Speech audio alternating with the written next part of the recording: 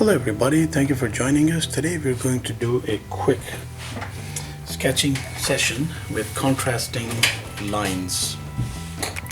When we're talking about contrasting lines, we are going to be utilizing a pen, and we're going to be working with some serious cross-hatching. So let's put down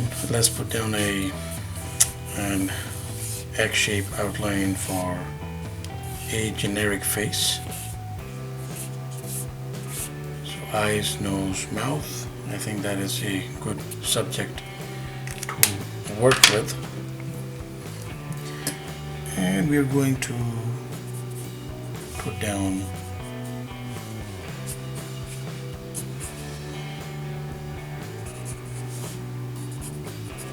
some details. Now, when we talk about a generic face, we are talking about any face at all. Like, it can be any individual. As long as we have some things to work with, it should work out okay. If there are some imbalances like here and there, that is all fine. It's all like part of the exercise. So here we have a nice round nose, and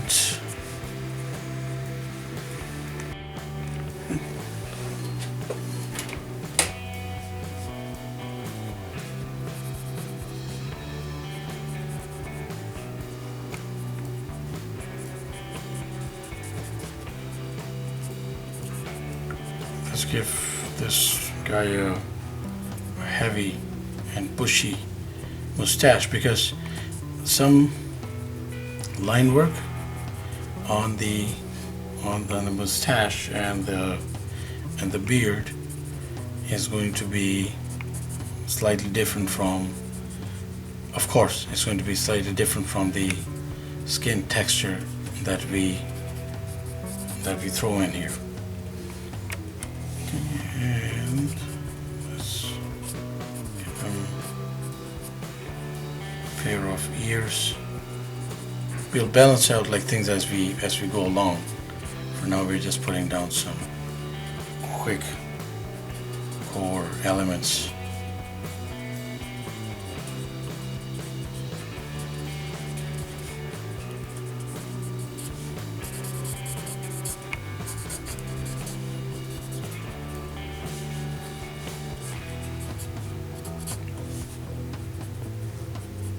So, but from here on, everything, these are straighter, I guess, more fine straight lines, strokes. From here on, we're going to imply everything utilizing a crosshatch. And there's let's say that there's a light source that falls in from here. So we're going to start focusing on all so right around here, for example, there's the what we call slightly cylindrical bend going into this side. So we're going to focus our crosshatch right here.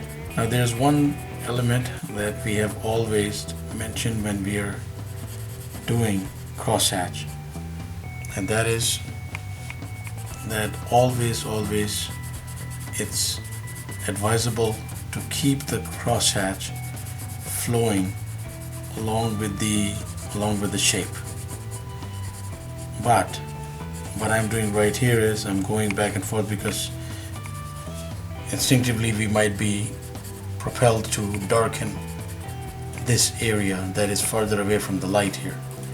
For instance, right around the cheekbone here, and right around here, pretty much trying to follow the crosshatch as it goes from shape to shape, from curvature to curvature. For example, over here and here, like right above the eyes, the the inside brow, the shape is essentially like that, like going that way, like it's like rounder, and then sometimes it's more evident here depending on how raised the eyebrows are and how relaxed.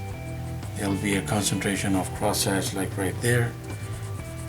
Let's put another bulge right there just for character, and just follow along on this side as well, except that on this side again we have to remember that the light source is coming from here, so everything is going to concentrate toward that angle. In terms of shadows, for example, right around the nose here, so again right along the round tip, some crosshatch to go, because the shadow that is cast is essentially going across. Now we have not changed our pen. We're utilizing the same pen at the moment to throw in all these different lines. So always good to use a mixture of pens. So they're like straighter line on the nose, crosshatch coming down, and we can also go across. That's why it's called a crosshatch. So, but that's my opinion, that's why it's called a crosshatch, because we have crisscrossing lines that comprise the eventual image. Now we haven't, except for this line here, we haven't like sketched anything else into the illustration, and everything will have to make do just like that, like just with crosshatch. That is our exercise.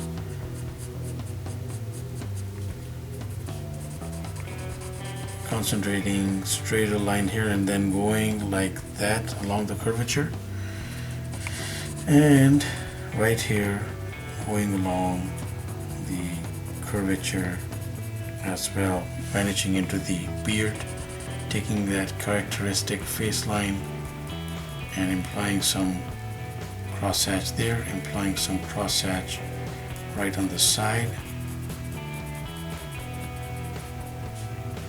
and a little bit here. Now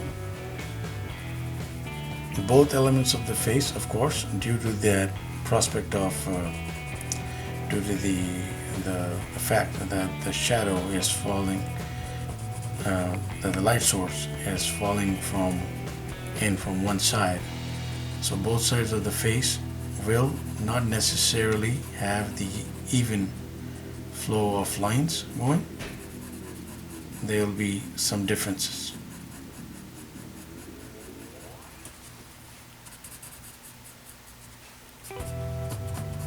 So around the eyebrows here, eyebrows like flow depending on how we want to flow them. Let's like go like this,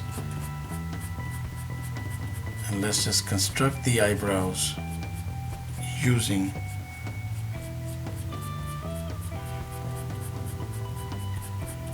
our crosshatch itself.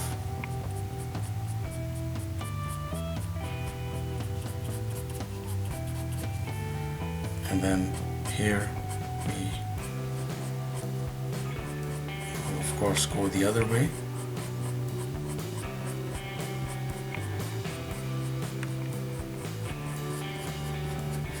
Fade into there.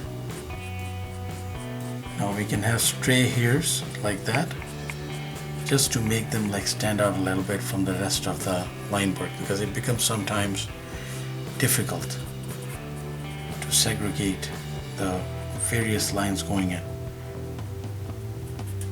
So the rest of the exercise, we're going to speed up the video here and just keep putting in crosshatch, and the method is pretty much the same, crisscrossing lines.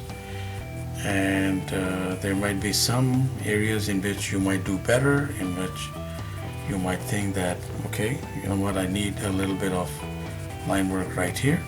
So we're going to make this guy a little more like gruff, so that there's more lines to work with, which is always a good crosshatch practice, especially when using contrasting line work.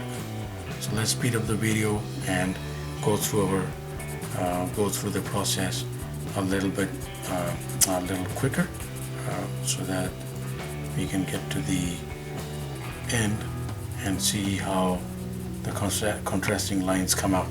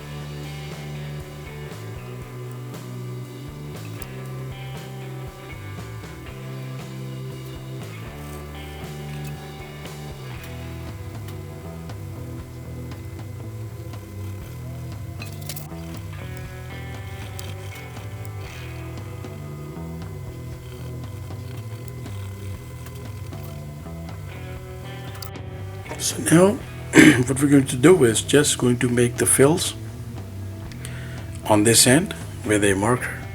We can leave it and just keep on going with the thinner pen and keep filling out until we have all the tones. But here's where the other tools come in more prominently. We use a thicker marker just to put in all the tones on this end that we want to fade out or to darken this area, to throw it into shadow and just bring this image to finish.